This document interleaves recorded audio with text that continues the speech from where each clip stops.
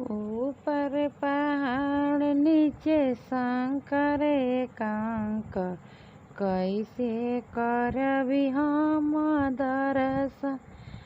पूरी मिठाई शिव के मनहि न भावे, पूरी मिठाई शिव के मनहि न भावे।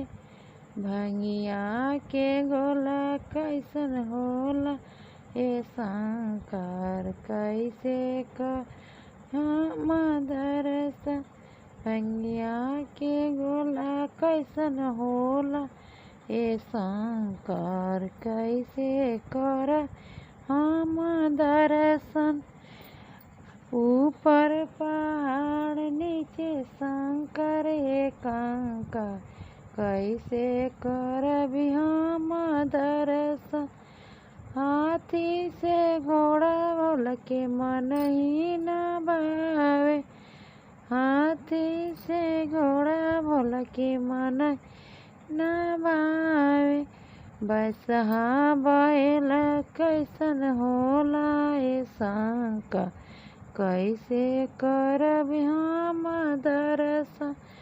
बसहा बैल कैसन होला ए शंकर, कैसे कर हम दर्शन। ऊपर पहाड़ नीचे शंकर एकांक, कैसे करबी हम दर्शन। कोठाया मारी बोल के मनहि न भावे, कोठाया मारी बोल के मनहि न भावे।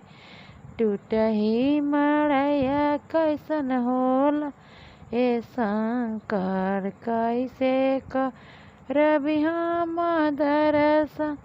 टूटही मड़ैया कैसन होला ए शंकर, कैसे करबी हम